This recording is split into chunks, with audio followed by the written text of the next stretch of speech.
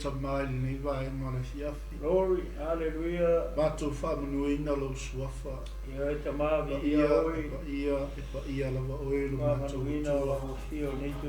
Iova oe o Sapota, Iova oe o Israel, Iova oe o Samoa. Mato si atu le li o mato leo, talato mato loto ia te oe mea fiafi. Se abatu le mato taulanga ia te oe tama. Ono mea matautia, ma mea sili ese o whaia i o mato tamata. Mato iai le mea fiafi le li e o le taulanga fiafi mo mato painga. Mato te talo le li e nei po, ianga le le mai lau fio whamanuia ia te i mato umatama. Le ase taulanga ia wala mai le li i lau fio mapaia. Whangai nai le li o mato tangata. Ta pena ina ai o mato ainga. Wa se vi inga o lau fio. Ma i o mato mana tua ai le li i. Au maluenga le lei o au whamanuianga. O tama ainga le li, wha soso mai te tono mato ainga. Lo tofu si ai mato unga, o lau whanau. I o manuia tama. Talo whamanuia i so mato watu no pele o Samoa. Mato iai le whainga taulanga fiafia lau whanau. I so stafai fion nei ke lopi. Mato wala au ia te oe tama. Tuma watu ia te oe le vi inga o le whanau, o le whanetanga. O le taulanga o le whaafitai, o le whanene enga. O le whamalo, ono loa lofa, moti wale ia te mato. Mato iai nia fiafi, le li a mataina le tua o le mato whainga taulanga le nia fiafi. O iatu ia te oe le li inga, nei maso mai o le whaavau. Whaavau lava. Amen. Hallelujah. Oh. Toi o whalofa ma whatala whātu Samoa ni wae ma le fiafi. Oh. Lo mafuta mai, lo whafuta mai. Me se foi o lo mai mo mai. I lo taulanga fiafi mo oe ma lo ainga. Leo tato iai i le taimi, a penao na ta pena ina ai, saunia ai, oe ma lo ainga. A wase taulanga whaafitai mo le atua, a malo whaafitai wholau le newa yasu. Tute malawa singa, so o se mitafa ioi o lo tōwhia ngai ai, vi ia le tua, ilo na lofa malona anga le lei, patalo whaatu le sunga ia le tino. Ea mai se foi o lau whai ngā luenga tōwhia le tua, i whatawha taulanga thia, pa malo le ngā lulue, a malo le pale le ngaluenga le li. Ia leo le langi lo utu taui. Le taitonunga. Ia leo le atatu wanga i le upu le atua le nia fiafi. Ia walo whafunga mai le nia fiafi.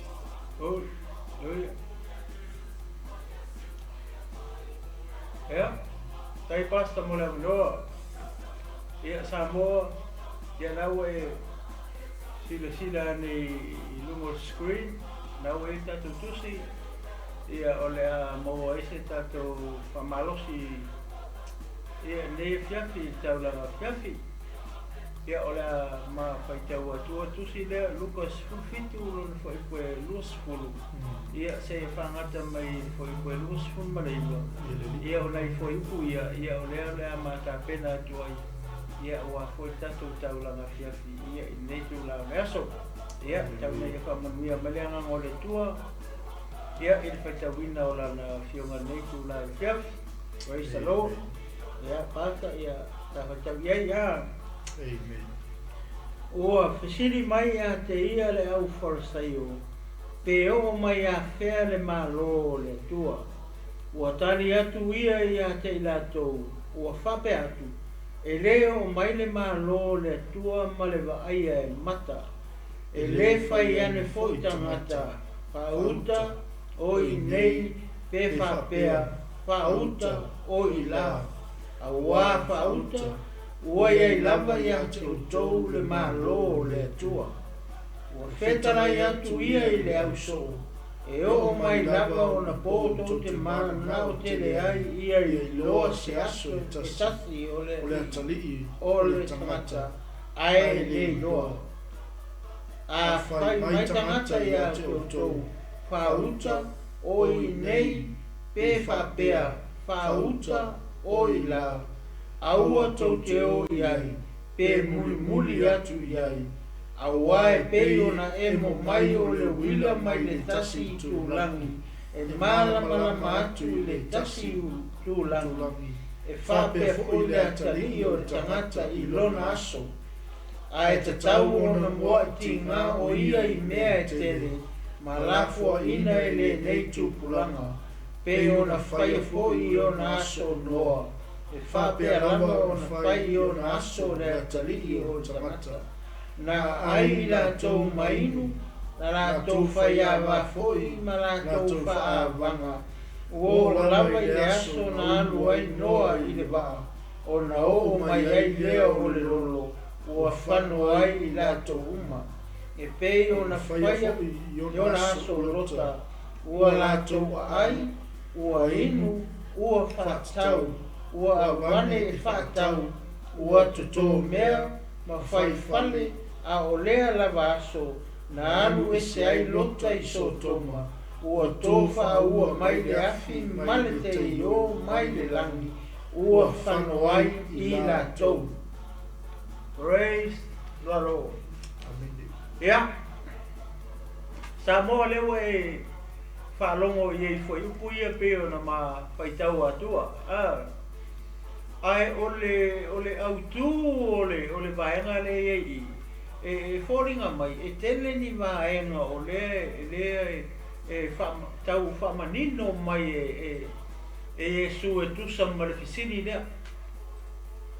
Sa moa malau, whafonga malau sila I le AFIAFI nei. O tangata ia fesili I a Yesu, e le o le au so o Yesu. O le fesili e le au so o Yesu e whapea. O le aso e ale nei e te toe fuata ina e le malo Israel. O le visiri na so o Yesu I a Yesu. A o tangata ia, o Farisei o tangata ia. E ese fo ila le talitonunga tangata ia, e le talitonu I a Yesu. E le talitonu I le aoa onga Yesu. Ai ole ma nai o fesili e lua pe ona o fai atu. O le fesili a so o Yesu, po le fesili a ila tau sa muli a Yesu. E le tutusa la ma le fesili le a Farisaio. O Farisaio e le untangata sa muli a Yesu. O Farisaio ila tau ia sa matua I te e atu I a Yesu ma na tala inga ma na o onga. Ai sila la iai pe ora mawhai atu fesili ia. E ese fesili a so o Yesu I a Yesu. Whai mai, po o nei e te toe fuatai ei le malo I a Israel. E le o fesili la so o Yesu I a Yesu.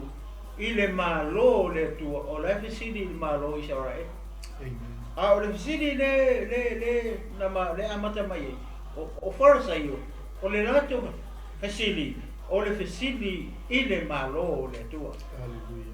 O le esenga I o fesili a ila tau na muri a Yesu, ia ma ila tau ia sa te mai a onga Yesu. Ma ai le fesili lea, ma le tani a Yesu le whai loa mai. Ia ele ngata I le na, I le tani lea Yesu, lai a mai e tonu ma le mea ka o le lapata inga. Le ala ma fa so atu ila ma fa ma tala tu wa yu ya si toi va ile le ala le fisini foi mai wa fisini mai ate ia le au Farisaio pe o mai a fe le malo ole atua amen o le fisini Farisaio pe o mai a fe le malo ole atua le ala e loa Farisaio le mea tau o le malo o le tua. A se o tata wawa aila le tari e Yesu. Ua whai atu ia te ilato, ua whaape atu, e leo o mai le malo o le tua, ma le wa aia e mata.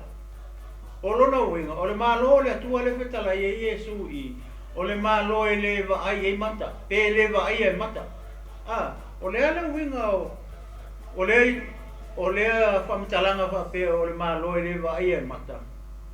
O lona winga o le malo lea le efesidi ia farasai o ia Yesu e winga i le malo le atua. A le wakani le leima ia Yesu o le malo le atua o le malo e le vai a. O lona winga o le malo le atua o le malo faa le anganga. Pasta, fai ana fai tau mai le mātai o e sifulu lua fai upo e lusu marevana. Ana toi fai tau ato e le siva e ngā leo fai upo pa mamuri. Mātai o sifulu lua fai upo e lusu fulu marevana. Alleluia, praise the Lord. Ai a fai o le nganga o le atua o te tulia ai e au o te moni. Wo o mai lava ia te autou le malo o le atua. O lona winga, o le malo lea. O lewa ia le malo. O le whara lave o le malo. E le mawhai ona i loa e mata o tangata e leanga o le malo whale anganga. Le malo le lena, le walo ia mai e Isaia mata upo e iwa.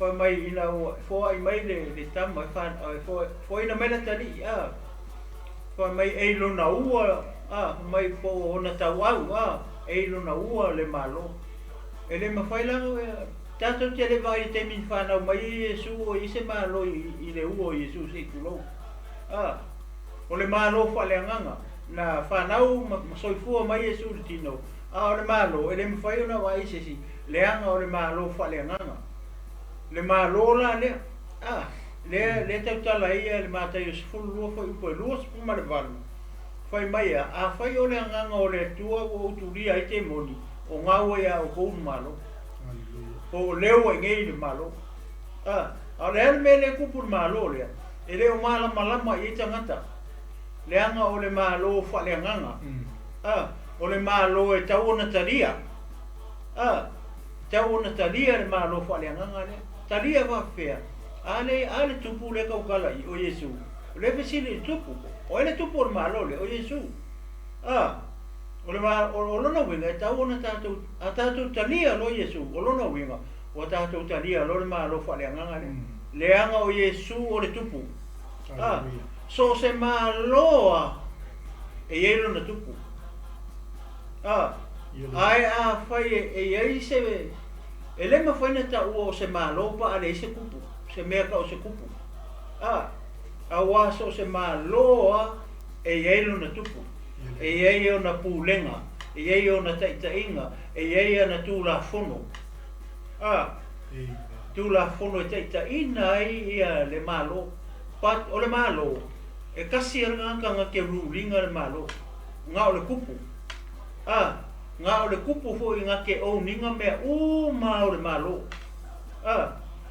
nga ke kufa fo ia nga mea e o i lona te mau ainga ma le oa o fangua e rule by only the king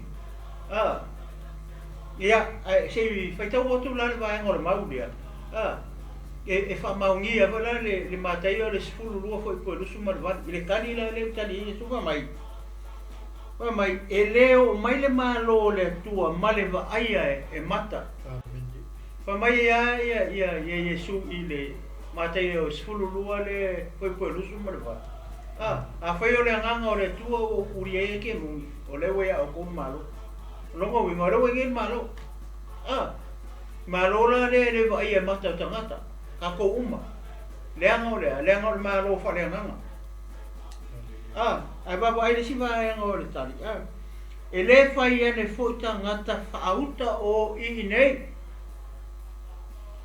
pe fa pe atu o i la lo wingo o puia pa to e rephrase o puia o le malo fa le tino ele fa pe o le waku ngai mangene malo pe o lai o na wo lai ku pa to e malo pe o le winga nga upu ia le fa mai ele fa ia ne foi tanga ta fa uta o lai kia O le ngi. Le o ngi sila. Pe fa pe atu. O ila. Lai o ia. Lai o i kato. E ki kilo foi la ile foi foi tau le awa fa auta ua ia lava ia te o tau le malo o le atua. Aleluia. O le wai aka kou. Ia le li. Se malo fa kimo, pa fai le wai aka kou. Le hai. O le malo fa le nganga. Le kau kala i su i matai sfulu vai pa fu halo le ma fai kau aku. Fa pe in malo le. Aleluia. E ngai foi le evidence e lo e malo fa le nganga le. Te mauala i le Roma e school fa pasta. Roma school fa foi pe su fitu va mo e kama solo ko le lo o la longa esa wele woni. Awa o le malo le tua ele o me ai ma mea inu a o le ami o tonu ma le file mu ma le oli le ngam pa ia. E se king o file mu. E se king o le oli. E se king o le ngam pa ia. Le se mea a o me e mu mai. O apa o mea inu o mea ai. Le kau kala ia material thing. O longo winga o malo, e leo se malo pa penga.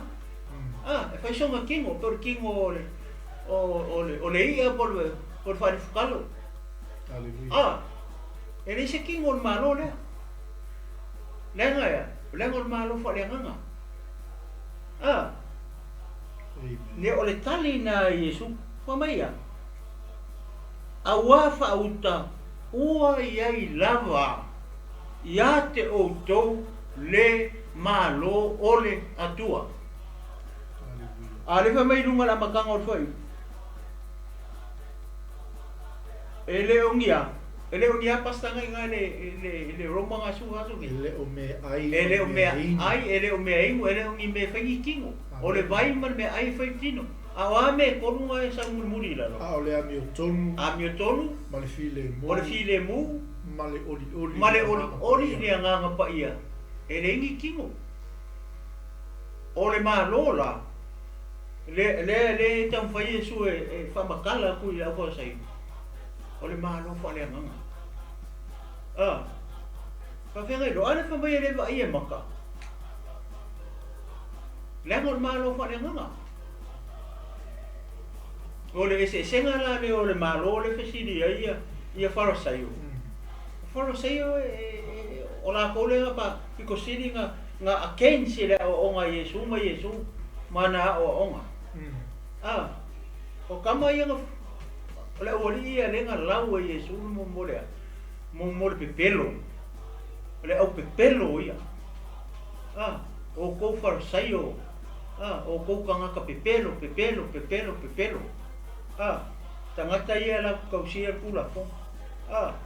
O tangata ia la uli e sfulu lua lenga muri a Yesu. Ele fesili i malo le tua per fesili ya.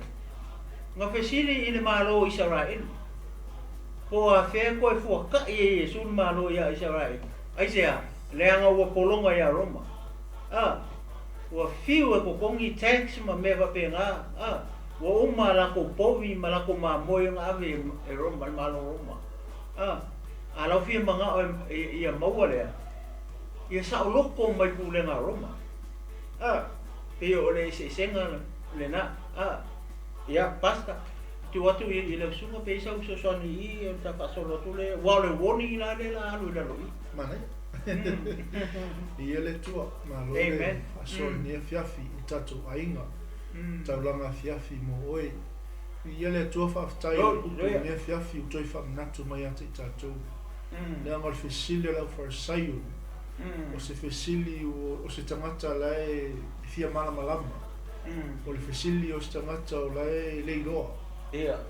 O se fesili o se tangata tofo ho.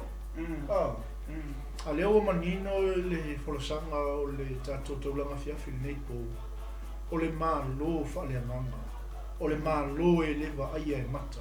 Amen. O le mālo e le o mea aima mea inu. O le mālo lea, o le ami o tonu, o le file mu, ma le oli lea ngama pa ia. Reisaro. A suki la o i mei e tau. Ei ia se mei ke popole ai. O lea wai nei le mālo. Aleluia. Ei ona whaitau ina fo i le matai o sulu lo fai po losu maluana. O nisi nao whai longa na wha manatu ma whai loa e Yesu ke viso le au so. Whai leo au tō wawa ai mai o whaia wa venga.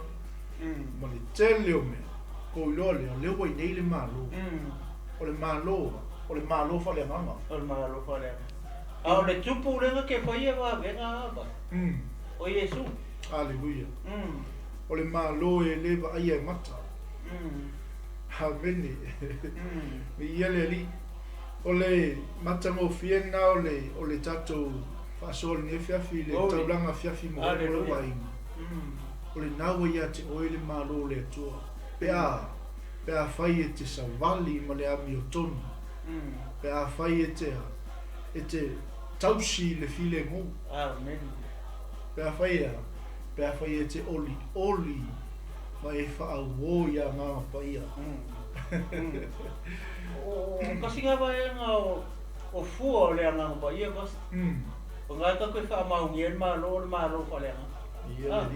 O fua o lea ngā paia mea. Aleluia. O le oli o le file mo. Aleluia. Pai la ke ofisiri ngi o e se isi le mālo o le atua. Leo ai nei le mālo le atua. O leo ai ate oe le mālo le atua. Ea, e te tausi le ami o tonu, e te tausi le file mu, mai o oli le ngā paia. Aleluia. Ai ai kao le woni ngā. Ewe. Wa leo manino le tūranga le fisile la forsai. Lea lau whakapula me ai Yesu, le mālo lea. Koe whai mai whila i o tustala i Peru wa. O le mālo e le luluina. Ia. Amen. O le mālo le atua. Tātou maua le mālo e le luluina peo tala ai Peru wa. Aleluia. Ia le li. Ia, ia le tua. O lea lawa i ana tau le mālo. Ma le kupu. O le na sau le kupu. Aleluia. O lawa koe whoi kupu. Ara fisini nga sau e ale kupu. Ngā la ngo sau le kupu. Inga ua kako o masana. A ua e le mwhaila ua kako maua le mālorea. Pe kako ke waai le mālorea. Pe kako ke ulu whale i le mālorea. Pe a kako le sala mō mai a kako o masala. Lelo winga le upu sala mō. O lou turn. O lou ni liu lea. Inga ia ulo kua i lea ngasala. Ai whaasanga u fufunga i lea tua. Fully tua. Fully kua. E leo le full turn. Awa e kilo le aka le mamole o le sepolo hoile. Apa pe o le amaka mai hunga i e sau koe alu koe whaasanga i hunga. O longa winga lawa o lawa e koe whaasanga i lea ngasala. Aleluia. O le aka o le turn. It should be 180 degrees turn. I was fulu. Ma lesi i was fulu. O se lau wanu sifuru wa u le lei alo kua i o le mele sa whaasanga. Amen. Ta lewa e whaasanga. Sa o e lesi ku. Usa lewa e furi kua. I lea sala. Ia e whaasanga lo i o i la lea. E ka kaunga e savani e i lea tua. E awange e ka amilo a kua. I was furu ko e sau lalo. Se lau waru sifuru koe laku nisi, iwa sifuru koe laku nisi, iwa sifuru longa winga ue koe whaasanga ni menga e mōmua. O le winga ngā o le mea o lo furi tua i le anga sala. Ia a e whaasanga e o mata i lea tua. Le winga ngā o le mea ka o le sala mō. Ia mo koe i u alo kua le menga whaasanga i. Awangi I koe loa koe o maka o le mele nga whaasanga I. Lewa sui ni mele o whaasanga nga I o fu. A kako le sara mōra.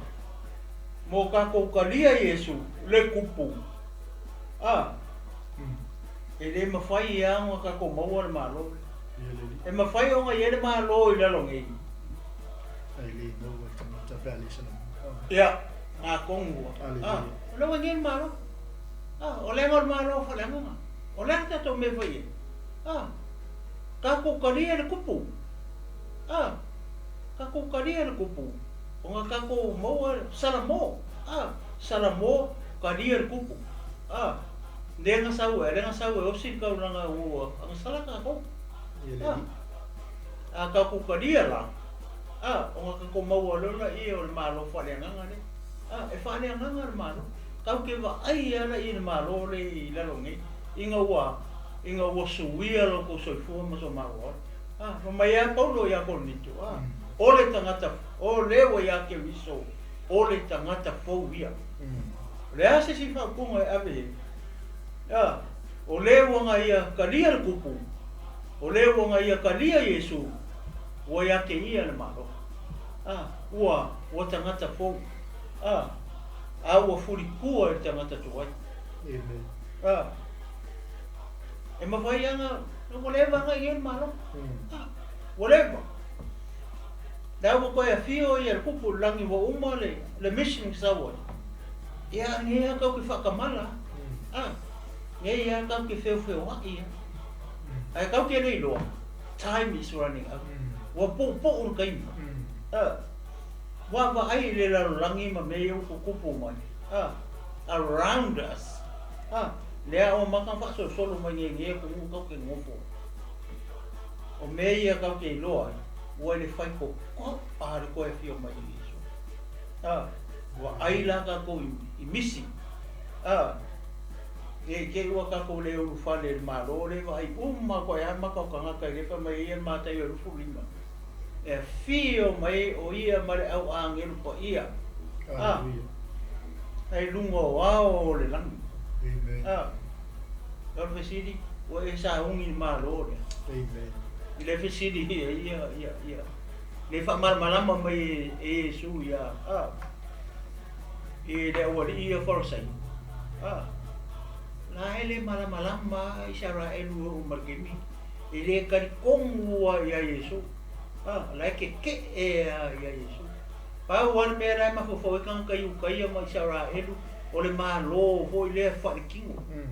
Ai la ke lo fo le malo le kua. Amen. La ko ke lo fo e lo ai le sini pe o fa saio. Pa fe ngai lo e tangata Israel malo. Le ngai lo e le va se pitai. Le nga o mai malanga fa o fa ia Yesu. O ke manga o e ngofo ri o kama I lo ku kama kau ai ngofo ri o kama I lo ku kama kau. Pe e a fio mai lo malo. Amen. Ai lo Israel. Hallelujah.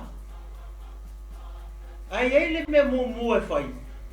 Ele fa pe o le a fai aku lo fio mai lo malo le fa mo Yesu. Ai fia sini le malo le. Anu e o mo tangata. Amen. E ke le pule kai mi ke le pule kai mi o le tua. Le nga o le ngaka. Pa pe nga le ko e va kulo manga onga a le se me fai. Nga fe o so lo maka. Ola me le fini ngalo ia le tua. Ia fa ola inga ka uma. Wa kumu wala langi I tangata ang sala. Le fi a mai ko kongu I inga ia ko mai kongu le malo le nga fa le kongu mai a kama eva le mtang. Hallelujah. Ai ki kilo foi la I si ka ngaka le la ko lo le malo le. Ngai lo e pangka foi le sai lungo sa kaulo. Lana kala le pangka vai ai Yesu lungo sa. Ai a fio mai lo malo mga pua mai au. Amen. Ngai lo e Israel malo le pakan kali ai. Le pecidi ai a forza io I Yesu. E o mai a pe. Le kali Yesu. Ngawai ako. A pecidi mai ngawai ako. Ona le wingon malo le kau. Pabakala ko Yesu. Ole malo fa le nga. Hallelujah. Le foi na kau Yesu la lo imbe o fa. Amen. Le nga ele o komeki. Olai pu le foi karia le pu I longa lava kai mi e pu le ia nga o ia. Amen. Ele lo foi Yesu kai le ma kai mi e ku pu me ne. Amen. Oi le singa ngai loa ma lo le. Ngai loa e Maria Marita. Hallelujah. Ya kala Yesu mo fa ya ku ye. E ko kuro ko ngangi o la sa. Praise the O Lord. le kala long ko fini. Okay loa e ko ku le aso a. Le aso ngata anga. Hallelujah. Le aso e ko e fio mai ia. Yelo la ko. Ngai loa isa ra elu. Ala no ko Yesu fai. E fa ko. Ia ngai ba ai le mamalu le ku. O ko ku mo le ona. Ia le fa la fa kali ai o le le malo le fa kali ia. Ai vai le kala le. On ko ma ia. Como fai le Yesu fa makala mai. Ele mo ko ipongi sa ia maka tangata. Para saio mai sa elu tangata yu kai. Wa o yu kai ho tangata para saio. La ko ia le sa ko sia ku la fo. Hallelujah. Ai le mala le malo fa le nganga le. Ka wa le me le fa kali ai ia isara elu ma fa kali le malo ho le va ia ku la wa fio ma malu la ko misia. Ai no. Por sa una nga sa fa masingo. Ai fa fera nga sala le ka mo solo ila lo. Nem sa mo. Sa we o sin ka ulanga inga ia ma ngalo ka ko sala. Ka ko kalia o ia. Le nga sa we maliu mo ka ko ang sala. Ia ko ka ko ola ile fa le nga le malo fa le nga le. E fa kali malo le la fio mai o ia ma. La sa o ia o le fa masingo. E le ko sa o ia se fa ola o ma. Vai ka ko fa ka mala gaming. E le gaming ka kisala mo. Kau ke sala mo ma karia kupu. Kai me kau ke sala mo ma karia kupu. Wa ka ko karia ma no fa le nganga le. O nga ka ko wola ya la e po le arfi nga no le kua. Pe kau ke o se ki anga pe a fio mai Yesu la nga fio fa lua mai nga. Le ku vai Yerusalem. Le fa kari ai Israel. Ya la wa ma ngalo ka ko sa. Wa umang ka karia la ia le kupu o le malo le nga sa o si mo ka ulanga. Amen. Ia la fa karia Israel. Hallelujah. Ele o inga Israel no mele ka o le nga sala. Pe o le mele sala mo. O mai Yesu molonga ka sengi ia sala mo ia. O mai le malo. Hallelujah. Mua mai o ange sa o mai Yesu ku. Amen. Sala mo o mai le malo. Vai. Nan malo le. Malo fa le nga. Amen. Ele se malo fa kingo. Ko ka ko ba e le malo le nga wa fio mai ku pu ngale as a king. Hallelujah. Le vai uma ko maka wa fio mai le ki mai le. So fa ngua pa ya. Hallelujah. Male au angelu uma. Vai, male au pa ia. Ki mai bo ngam lau se ngua pa ya. Le nga mua be se le ka le sia ke miso. Ia fa ko a fio kupu mai lola ia o. O le ko a fa ya wa ma fa ko a mo fa kangi. Amen. Ingo o umar ka sa paanga ile ile wang ngi. Praise God. Basta pe se me fia to a ka ke le o le siwa he ngale. Ea. To e va baila i la loa. O le fai pula e lus fulu lua ngai na loi. O le nga ka kia ile la tainga a Yesu. Fai pula le la ma fai tau atu. Ua feta la i atu ia ile au soo e o mai lava o na po tau te mana na o te le ai ia i loa se aso e tasi ole ali ole atali ole tangata ai le i loa. Amen. A ki tino i loa mani o mele o e kanga kai e pesiri lunga o fara sayo. Hallelujah. Le pesiri fara sayo i lunga e vai pule e lus fulu male lus fulu male kasi ai kali mai Yesu foi po le sulua le wa kali ai so. E le wa kali o ngā so. Pe won lo ngā so. O le wa kau kala i o ngā so. Wa le wa umanga kali ia i wharasaio. Le pe wa umaronga kali siria. Wharasaio whaasanga mai lo Iesu i lo ngā so. Le alau whai aku lo. Ua whetana i atu ia i le au so. Ele whai ia. Ele wari ia wharasaio. Le ngā rewa umanga kali i Iesu i ei. Ma wha malama i ele na ko whesili. Le alau whaasanga mai lo Iesu whai lo le wari ia muri o kia. Ia o longa au so o renga i a whiwhiria. Pamai, ua whetana i atu ia i le au so. E o mai lava a po tau te mana na o te le ai ia i loa se aso e tasi o le atali o tangata. Ai le i loa. Pai po lusu matou. A whai mai tangata i ate o tau whaauto i nei pe whaapea whaauto i la. Aua tau te o iai pe muli atu iai. Awa e pei ona emo mai o le wila mai le tu langi. E mara atu i le tasi tu langi. E whapea fo i le atali i o le tangata i lona aso. A kako kilo la i le melea. A kako wawa i le melea. O fōringa i o le aso ea. E a fio mai le akari o le tangata i longa malo le fiti le o i lu. O longa inga. E se a le mele o ia. Kangaka uma. Pe a le saungi.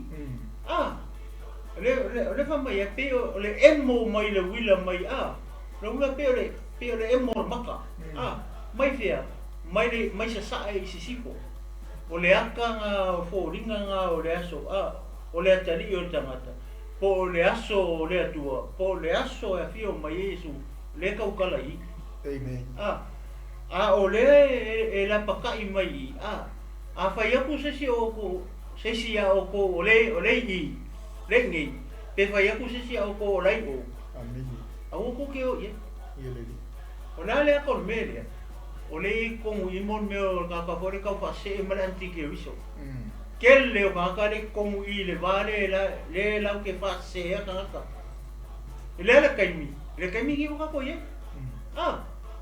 o le ma ko i kelle o ka fa se ma antike wiso le i le vale o le ala me ko ke fai i le kaimi le amen porque mi como ale ka penga le sa wai ia se talenga ia Iesu le fai o au so o le vale e ka penga e ka ko ke usiano male tino ke wiso ia le e le si kaimi ko aku i pu yo fa pe mai o le kaimi nge ka penga le o kaimi nge o le mako i kele o ka fa sele me vai fa lo nga re la ko nga mo mau ko fe o nga ma to pa so i le kele o le mau loku le wai o le ngo le loku mali ngo le loku mali ngo le ai kilo ye o loku kele o loku nga o loku sa kangi la wala ko fa mai e kanga mele o ngo fo kama mar kengi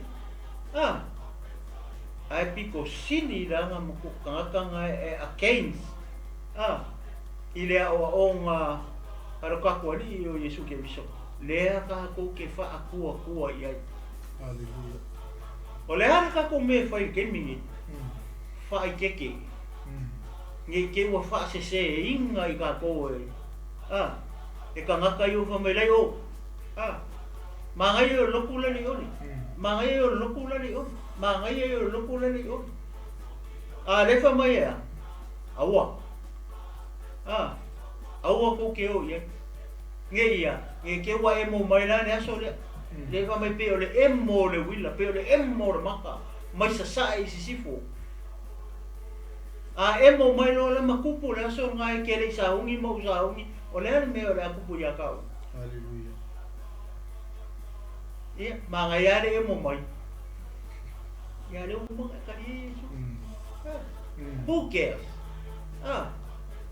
emo mai ya la ko le ka ko ya Yesu ya o la ko wa le filinga haleluya Ai va fe o nga ke mai mo mai. Mama ua foi ngai mo mau. Ka ko ku mau ai. Na. Amen. Whainga ka, o ngā oi fo i lalo, o whe me whe kongi so e ka ko i whamakalanga ngā kai whai mai, aua kau ke pore. Ka ko ke mangu a ngoa, a kau ke uru whale ala e malo le a whio mai e su mai. Ai zea, langa leo kau ke ka penga whale nganga. Le kau ka penga whale nganga. O a kala, o a me whe mea ka kou. Ai a kumu o e kumu ka kou le nganga pa ia. E paha koe whiki. Lawa e iloa ai, o mele whika ia inga ma. O me ia o ke iloa ai, o le whaiko ko ar koe whio mai i Jesu. Le aso le wha mai i. Le aso le o le kari o kako mai pe o le emo le wila mai sa sa e sifo. Mai pe o le emo le maka. Ai ma se mea kau ke pole. Pe a kako sa ungi. Amen. Ungi ka nyuma. Sa ungi e face pa whika uri. O le au ngā kupulanga ngi wa kako iei. Le au ngā kupulanga le wa kako iei. O le au ngā kupulanga le kau kala e le whio pa ia le tua. Ko tele o le au kau emu. Ma le au kau whasese. I aso e ngaka ai. Ia ka ko ngofo uka la i ka whakapea. Nge keu whasese inga i ka ko. O le piri oka nge kau sa hui ei. Awangi ka ko whalongo mai lai fea.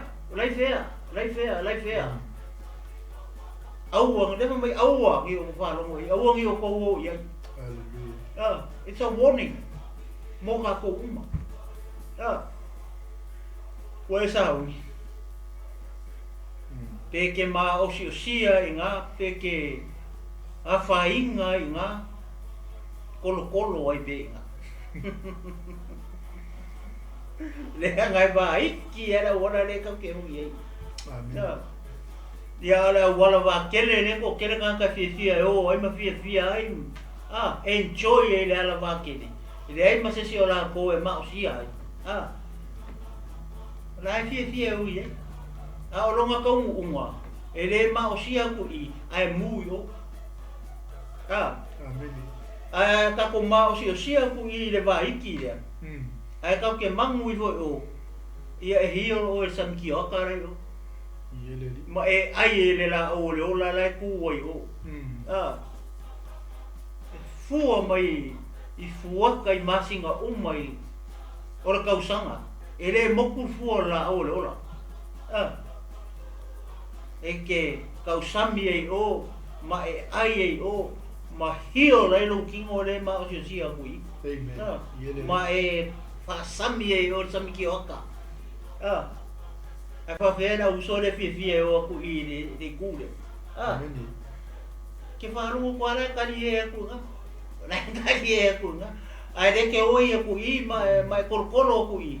Ai ke o aku ngoi o. O faru aku ngoi ala fakangi si mo yo.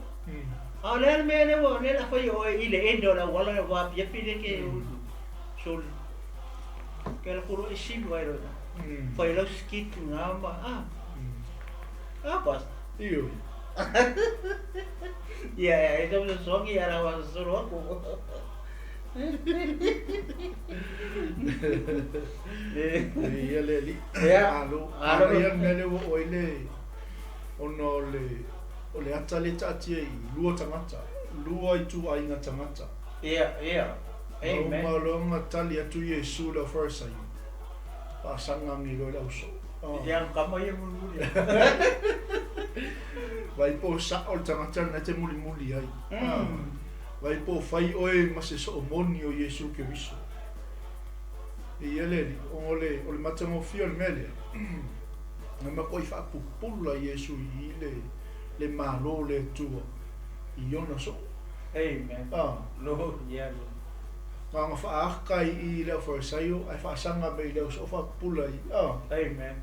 Ele i mele ki sa mo. Ele foi mo fi. Ele foi mo fi le tato wala i malo le manuia. ele whaingofia le tātou a ngai atu le mālo leo le atua. E ui le waka ko i ai i nei le mālo. Alanga o le destination a kākou o le mālo le e whawawau. Le mea o a whio i le atua. E le whaingofia la. E pe on sau ngole tinu. E ke mao si o sia kui lano i te. E kangi e koe ia. O le mālo e iai le whamangalo. O le mālo e le ise whita ngai ma se whemisa ai. Ai sea, le ango le atanga le mālo le atua. Pe ona moli mau mai le tatou tusi le sa whaitau ina i le Roma Sumarwha. O le mālo mea ai mea ina. O le mālo le amioto. E leo le leila o mefa, o le amiotonu o mefa. Amen. Nge ke ua e ango i le kele o mefa. Ai le tonu i le sila lo tua.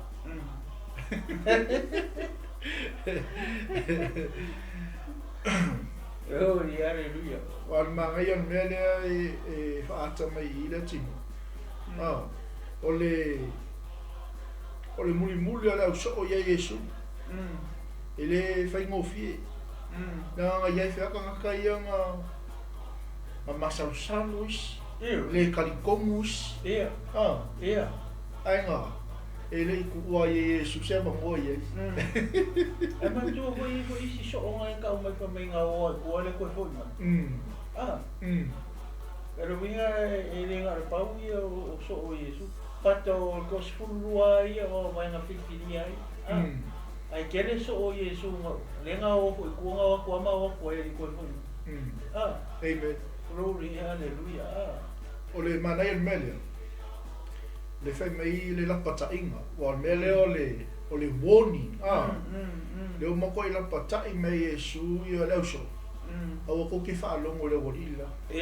Awa ko ke muli le wadila. E ko ke muli lo iai. Ko le maua lo le maro le. E mo mai no le wila. Le so le wafia mai ra tari o ngā.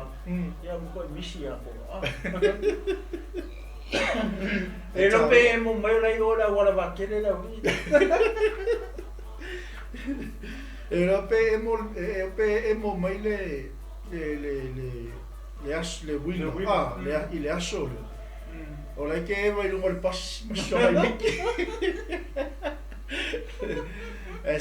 Leile tāpena. Leile saungi. O le ale wingo le tala. Ia whai o e maso moni o Yesu ke wiso. Amen. Awa ke muli ngi kalikongoa.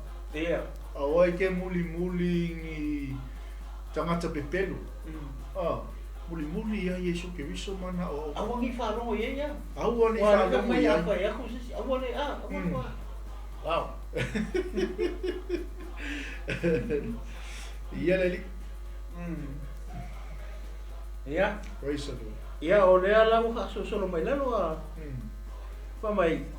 Awa e pe ona e mo mai o le wila mai le tasi i tūlangi. E mala matu i le tasi i tūlangi. E wha pia poi. Le atali o le tangata i lona aso. Lewa umaka. O le aso la lea le whakarikani umai ai. Ia i utaia. O le aso le karikomo i utaia. O le aso le wa ai a koe nunga. Le kaukala i mātai o rufu lima. Le wa ai a koe o fio mai o ia ma iao ma le au pa ia ma le au angelo uma. O longo winga. Ia, be careful.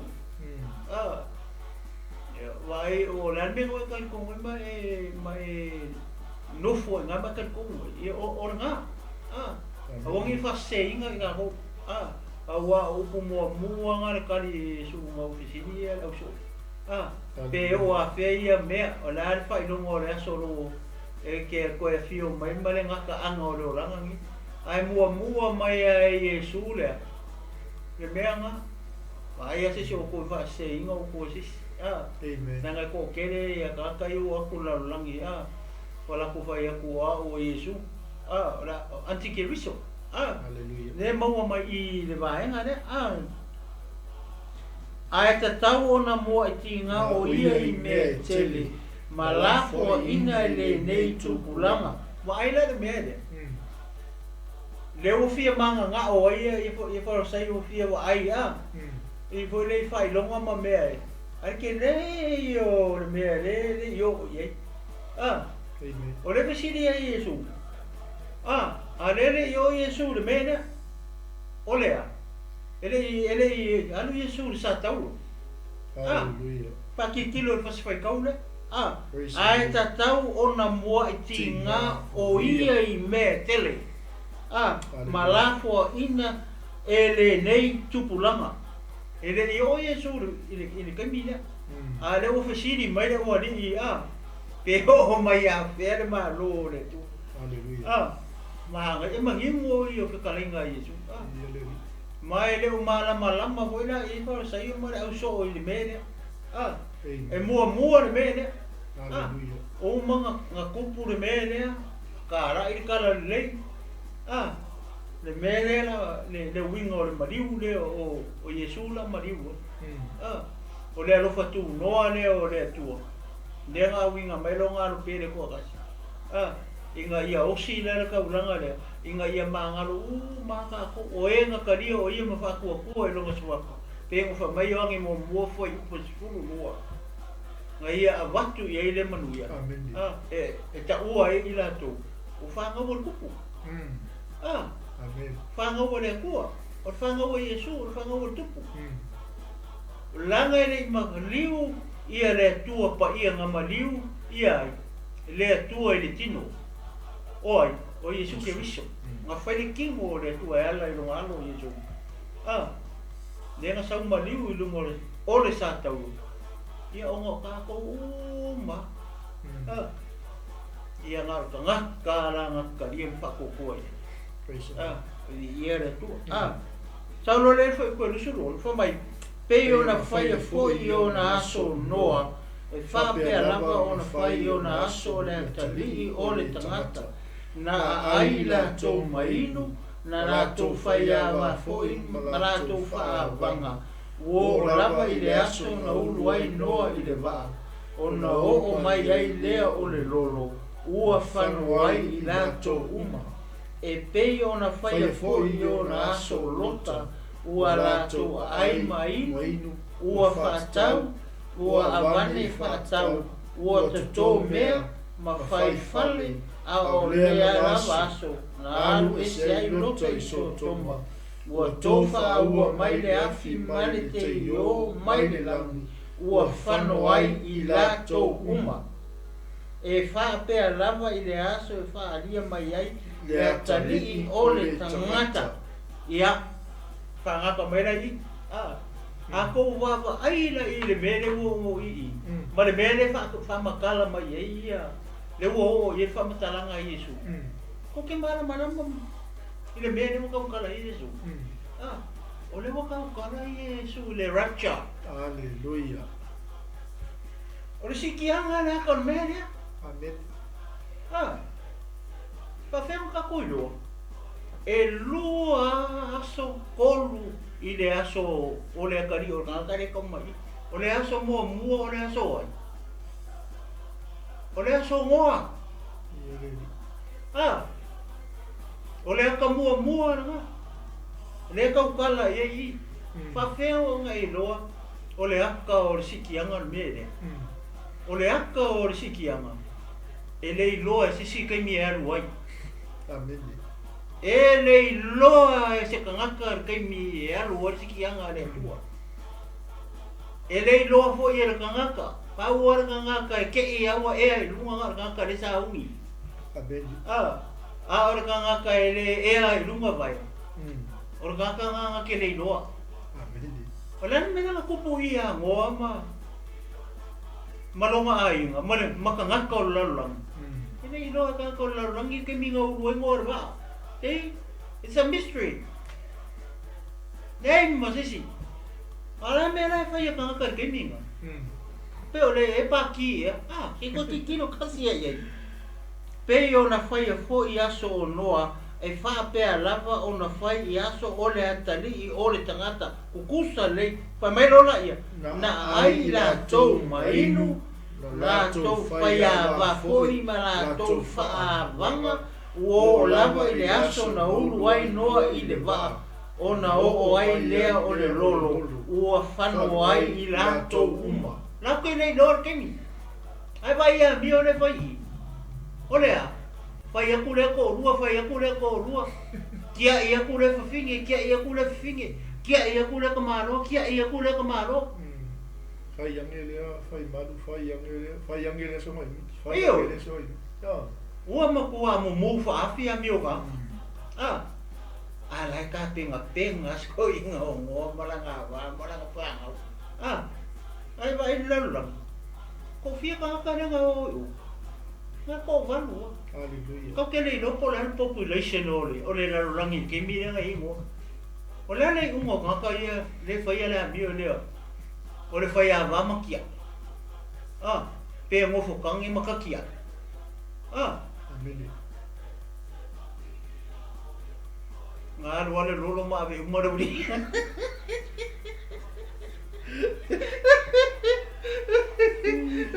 Pai, o lava i le aso na ulu ai noa i le waa. O na o mai ai leo o le lolo.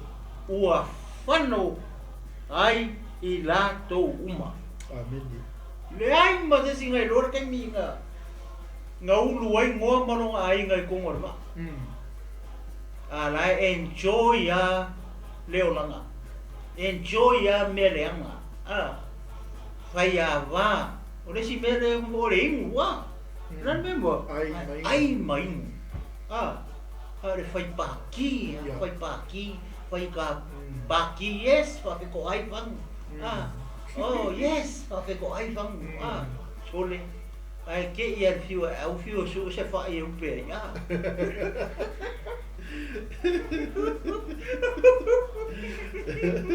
Fiu su se lo su ye mo ya. Ai ro tei na vai le lenga so su ngang ia o mang Yesuna. Ya tula ya tama ti fa na o stoi.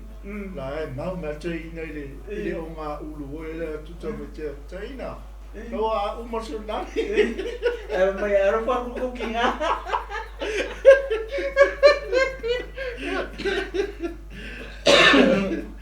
Ia le tua. Ya, me vai le sia so le va ku sai. O le sia so le va ku sai. O le so ngo, le o mo fa makala ku le so ngo. De kai minga uruai ngo maronga. Ele ma se singa no apa. Ese mai le ai mainu fale nganga le tato le Ia. Mau le ala. Le ai mainu le leila le ai nga. Ia. Le ai mainu le sawi. O le Mo fa ka e ia. Hallelujah. Ya, o le sia so le. O le sia so le fa ku sai. Wa mai e pe o na fai fo i aso lota.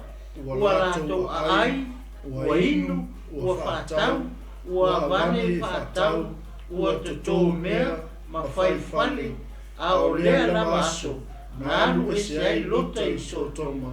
Ua tofa a ua mai le afi male te yo, mai le lani, ua whano ai i lato. Wai vai de mea Ole aka le rapture. Oi ka ngaka ia le nga ve ese i le nga kupulanga le. Nga oloka malonga ainga. Ole kai mi foi nga oi loka malanga vama malanga fa nga ulungo le mangwa. Ele i loa ka so toma makomoro. It's a mystery. Ole aka le rapture. E kukusa le lei marke mi nga uruai ngoa malanga va malanga fa nga marako wa vai le va. Ele i loa ho ele au fai pa ki ma au wingu. Le kai minga ulu ai ngoa. O le va o ngoa. Ele kapungi e ngoa ko se sia o lang whangau. Pai fai kau le fiong pa ia le atua. Pa mai a nga kapungi e le atua. Si? E fa penga wala le ko le racha. O le kai mi hai alu le racha ia kapungi e le atua me oma. Hallelujah. Vai. Le na fa kusa ina so. Le ai ma se si o so toma ma ko moro ngala ko lo ke mi nga o le ko inga yo le ma se si awa me ka le ka so toma le foi le aso le Mea. Ua kamai ua la toa. Ai. O inu. Whātau. Ua vale whātau. Ua tuto mea. Ma whaifale. Ai. A o le aso anga o se ei loka malonga ainga. Mai se tomo makomo. Ai vai me, ai vai ngi vai ke miu kako i. Au nga kupulanga le. Le mere ka o fai o fale. Vai ya ele fal fo. Fai ya ele fal fo. Le ka ke vai i vave o le ngol me le fai o fale. Ngi ko ia tu lu ka ko ngo. Ia pa penga vo sa mo. O le se ainga le maka ngofia se mau ka ko se lao i sa mo. Ia nga kupulanga ngi vo ka ko i. Le alu fai ya le me fo, fai ya le me fo, fai ya le me fo. Fai lan me na fai ha. De ko fai ya wa sa ili ya me o kingo ma me o la la. Ai le ai mo se ka penga la le so le o sikia. Wala so o le aka o le rapture me le wa vai ese le pua on kana. Ai pua era nga le ula le. Amen. Ko le me nga o nga ka ya. O ka mua re ka kala ya ngoa moronga ainga ia nga mare le mo nga aru su mami ma a o ka ngaka ia ile kai mi o loka moronga ai no susungu le ai le lo fo ia re mu awa anga ngai lo re mu e fa nga le muri e kwa pas ia o nga fa re be ai o pa alfal palang yo kai fai ara nga ia fa ko anga fa kau aku le me fa kau mai le me vai o le ai mo se ma ko se si le ku o sa ilia me o kingo ngi o me pala o me ai e monga o le wa furi kua ile kua ai ma ko i sa ilia material things wale sa idea le. Wale sa idea le ola fa va. Haleluya. Male lan. Amen. Ya le la ko fa ka o kuri sipa nga e fa pe lava idea so e fa alia mai le tali i o le tangata. Ya ma ai le. E kusa le ya male so le la fa ni mai na kari yo. Fa alia mai so. Le la pa mai o leo i lunga o le fale i le aso mana mea ua i le fale aua le aluifo i e ave e whaape fo i leo ua i le vau aua le toe fo i mai o ia mai ia o tō mana tua le a vā lota wa aila i o le anaka me leo wha uma mai o hau te roi la wha uma i fo i fuli o le me nga kupo le a vā loka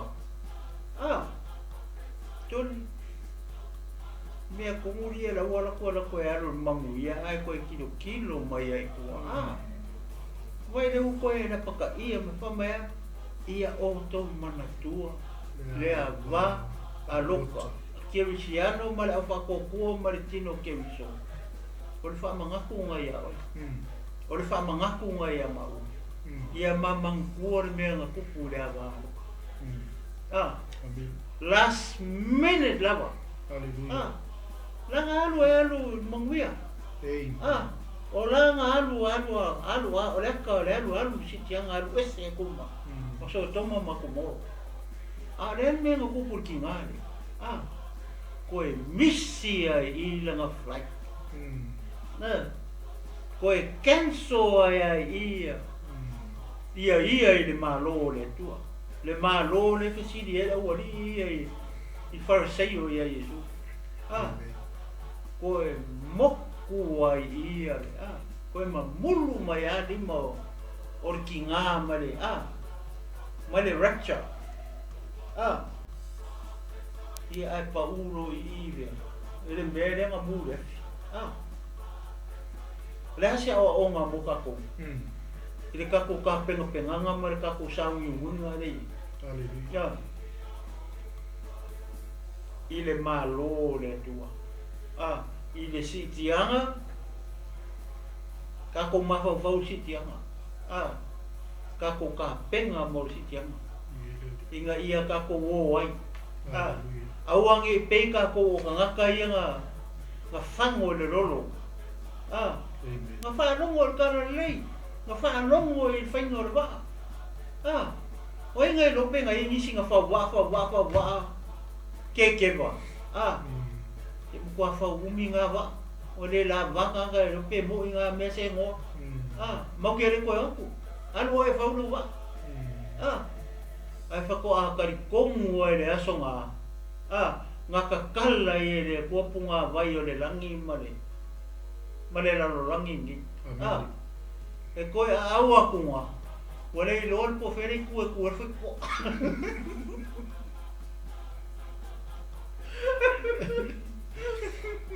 Wale koe la longa e mose mala au sisi mase. E ako sisi fafoisia. Langa laua. O laua pisa ai mangu kongo mangkima. Wale koe la longa e mose leo i wala oku wako. O lai paki, lai whai mea ai a mangki, mari yonga, makoro kaida maa. Lea ka reina loi, i aso toma makomo. Rewa mai, ia o tau mana tua, lea wā rota. Lea le mea renga maua ki ngā rea. So ni koe ma mulu a lima o ki ngā. Koe ma mulu a le last minute. Koe turn. Iyo. O So mea kongo le roa kasi wai o ka Pese aka whapenga Koe sai step. Koe la vea le vai o lo makua. Lopo se ponga ki la au po se Lopo se fale ngā ia koe kilo ia lo makua misi le mangia. O maka. O maka re o re kuinga ngau o maka lo makua malonga lopo. O re si mea fia wa ai lo makua po le mea lai kupu. I kua. O koe kiru. Pei se mea ngaro lo makua pere. Lo penga ngalo le pise vai o lo. O penka. O le esi aka maa ngai a rei e le isao uma i e whangau a roka i pa whai kaure whio pa i a retu. Ngai whangau a roka renga na whango i mo lako kai kōrua. Mangkua whai aku roka i a wāo ngā whinge e pe a amura waringa. Pa whai kaure rei e le tala. Hallelujah. Ngau kau pou a kingi e kōrua. Praise the Lord. Ia marko inga malo makua. Renga o le maua. Au le awari ia nga whai wanga mua whai aku i a vai po tane ia o ngā whi. A kakura awari ia e pe i ula koi. Kasi ngā kaka renga okay. Po le meo ka ngaka kongu ngā renga peo anu lo apat. Peo lai anu lo makua ai alufa i kamaiki. Le alufa fatina hui lele o misi ere manuia. Peka kele o lopo e kongu le mako anga ranga e o whamakala mai le whiong pa ia le. Ia angi foi meo kinga. Lopo se whami pinko lopo kuanga. Eu po pengi ho eu mi ele. E ba pelo mako se no ngano la ako pengi o le pele mo ngi ako pengi o mele la ka ko wo ye. Ko ko ke pa mai le no mako i ko Ia ai pe ko ai lo mai. Ni koe ke paplo i lo mai fi ko ai lo mai. Ia Samoa. Ia o le tātou taulanga AFIAFI ngā AFIAFI. Ia se au ngā ngi kala mō ka ko uma. Ia le li. Ia tātou mawawau lei. I le tala ni. Po le ase o ngā mō tātou. Ai maise a ka kou keusi ano. Le kau ke whaalongo pēa i le upo le kua. I aso uma, po male au. Aleluia. Ai a whai kau ke whaalongo. Ai kei mo kako le o sikianga. Wa le akau sikianga me lea. Ia auia ngā mara whai kau. Ai a whai kau ke le o mo kako le maua e pei ala le whai kau le. Le whamangaku mai e lea wārota. ia o ngā kālofa, ai neu ka ika. Pa mai awha te au pa. Kālofa ia kā koa. Kālofa ia kā koa. Sako le e upopa. Pe a. Morning whamau. Pe ali salamou. Salamou, whamau. Whaile ami o tonu. Whaile ami o tonu wale ku. O sai ei. O sai ei. Awangi e koe kirikilo i kua. Awa kako sama wali lo i luma. Mau kako whakarikari le aso le. E kako sama wali lo i luma. Amen. O luma rai e kako. Masi whai tau le ala tino. Mai au lea lava aso na lu ese ei lukta i Sotoma. Lea nga maa ia i ol mele ngai au mai ia o le atau le si tianga. A tatu wawai wha lea nganga fui lai le si winga o le mele. O le tangata poto. Wa ipa o yesisi o kaku lea ngufo i Sotoma. Ia. A le ua lewa kalango mai lea tua i ke au ese ma Sotoma. Sola. Ia. O le la o mai le whaafanonga. O le la o mai lea le te yo, le afi mai le langa. Ma o bawai o pa ia i le so. O le tala tus pa ia o tō whaua mai le afi ma le te yo mai le langa. Ua whanua i la tō. Pea whai ke mofo ia i ngā. Pea whai e tō ale tuina nau i mea ngai mua ma lia i ailo ma na o tino. E tuina nau o mata. E tuina nau o tino. Esa filfilinga. Amen. Ele ule kaininge ki sola ese maso te muna komo. Apa. Hallelujah. O ia o tata wama. Amen. Praise the Lord. Aba vai le kana pa. Ale masawa fai o ese no. O ese no la fa o ele ko. O ese no. Ai vai le kana fa ko ile ko ina. Apa mai le kana ngai o nga ka ngofi e ko ngelu o lima ko ina kai ese. Ai kai ese fo i mai. Ai le fialu fo ia le monga le nga. Ai o ku yo fai pe foi nga no ko mai monga. Fialu ko mai monga le fialu le monga le fa singo ko ia. Ele tu e sola ye. Ai fia sola ko mai monga. Nga o ke longa nga lu pe le monga le fa singo ko le tu. Le lo pe ki o le si lo mo. Ale o sola ko mai monga. Al wa ko nga o ke lo makua. Ai ko fa le ko mo maranga fa nga o kenge ia. Leusta. Io. E mo ia le nga alu. Wale alu la le mea fa ko le maua sa o fa ko le tu e sola e ola. La le fa ko e fa me fi alu maua la kiki. Ia karia.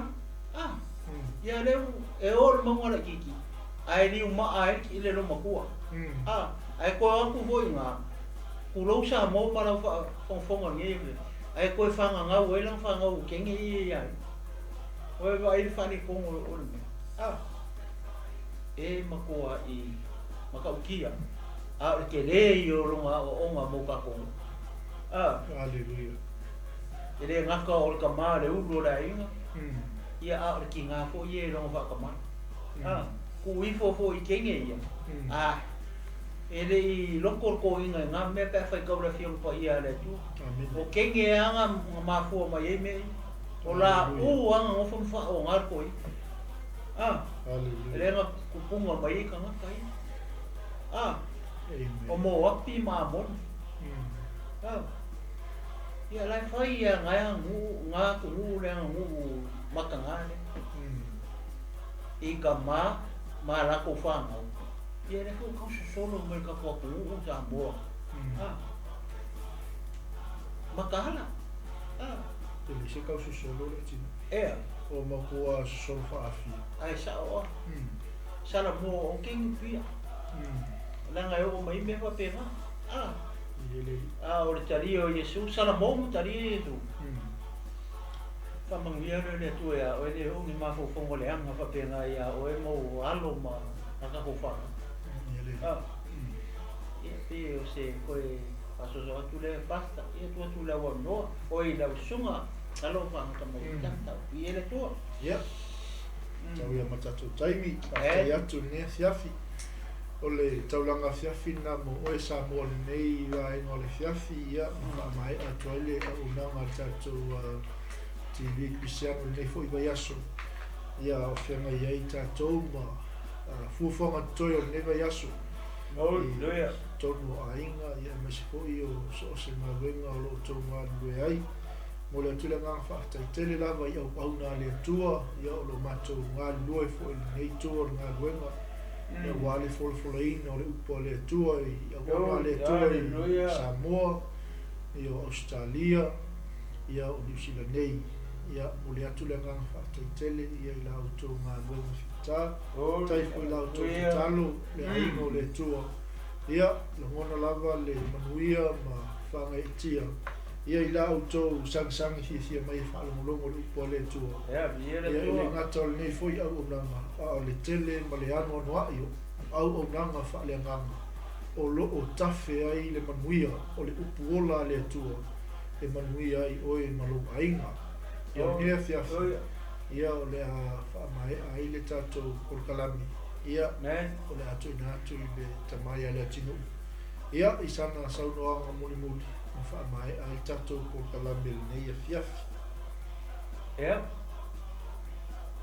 malo le on saʻi nei afiafi tino keiso ia le seua lau faatutua uma ia ma le au keisiano ia na ua sauno atu le sunga ia pasta mai ia o ia le faaulului foʻi nei auaunaga ma lenei platform talo le polokalami faaiʻu le nei foʻi vai aso nei afiafi ia o le faamatalaga ia malo le onosaʻi malo le silasila mai foʻi ia ma lagolago mai foʻi e tou feʻautususia ia e lagona ai foʻi fiafia ma le faamalosi ia e auauna pea ia i le atua ia e ala le logologo i la pea o le upu o le atua ia ua se mea ai faaleagaga mo tatou uma ia masalo le fagata mai i nei fiafi ia nei polokalame ia i foʻi se taimi tatou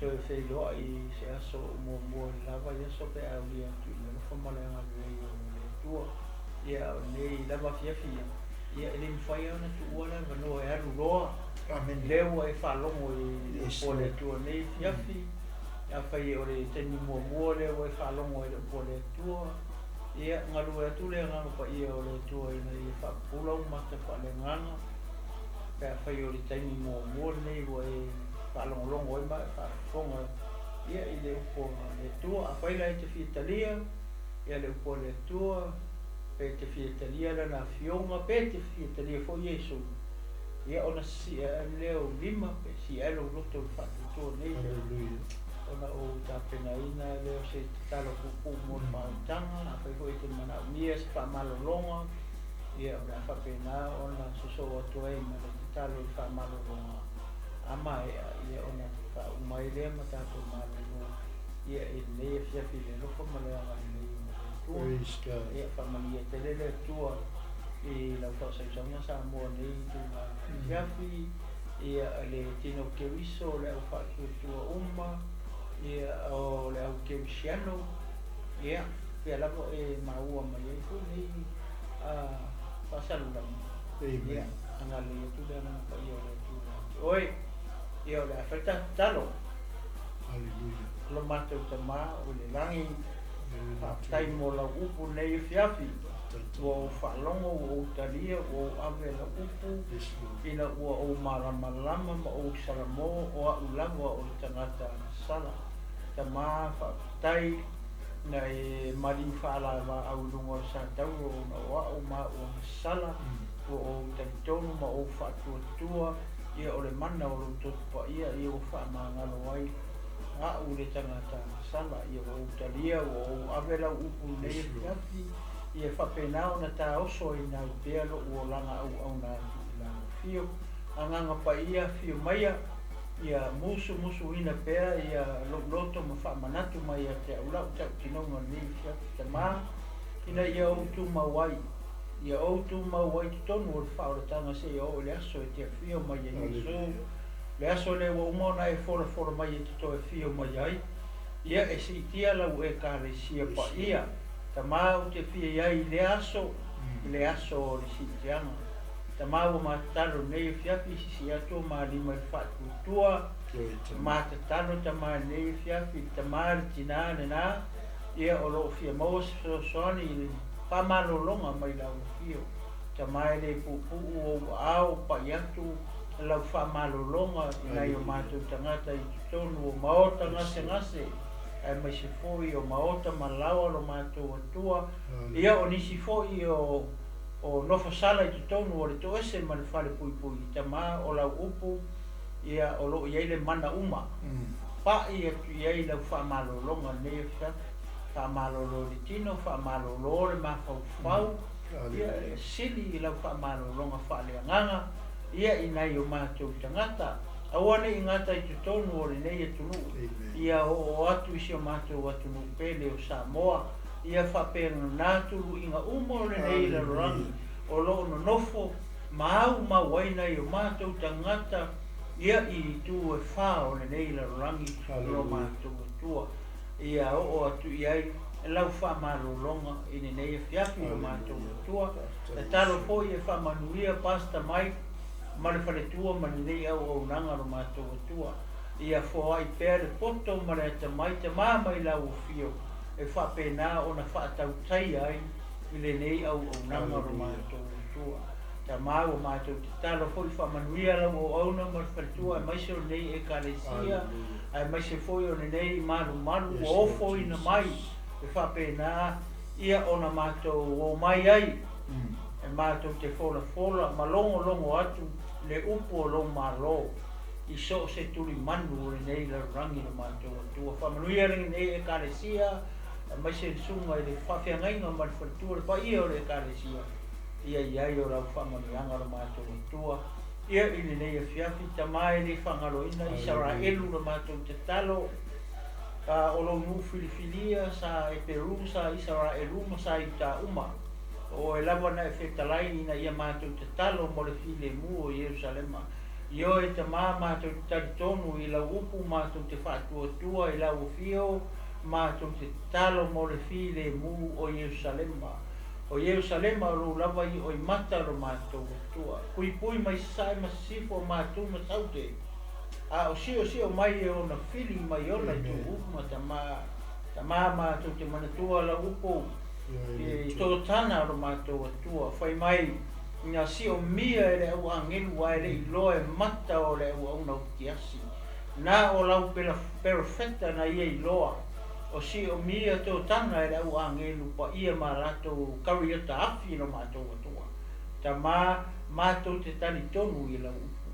E whapena o na e pui Saraelu mai leona i tō uma, ele au angelu pa ia ma lato kari o ta afi lo mātou atua. E pui ma leo i Saraelu mai Jerusalem uma lo mātou atua. Le ngata o nei aso o aso uma lava. Mātou talo mo le file mu le rangi tama. O mea uma o lo i au ao. O le pule uma o lo i au ao. A wae tu tasi lau pule. E tu tila lau pule lo mātou atua. Ia iai le file mu, ia i le atu nu uma o le nei la rangi no mātou atua. Ta mātou talo le alo oi la upu, le nei foi weekend lo mātou atua i tutonu o whata whai taulanga. O le awhapena o na ui o ina ai e au na, le upu o lo malo. Ta ia iai o au whamanuianga i au na. Nai o lato whaletua, maiso e, ua tō fia, e ngā lulue i nei foi aso sa o le ali o mātou wangai e tui ai tama ia iai o au whamanuianga lau e kalesia le tino ke riso ma le au whātua uma tama ia iai o lau whamanuianga tama se upo mātou tala i nei fiafi o le tonu ma le tau tamari i lau whaafonga angaro mātou atua ia whamangalo mai i ma ua o au ai fo yatu me uma i lau fio le nei fiafi o le viinga o le whamanu o le whanetanga i lau fio e vi ia i peo lau fio i whawau ona o lo ingo Yesu o mātou tano wala o tonu. Amene. ma meni mame. Yep.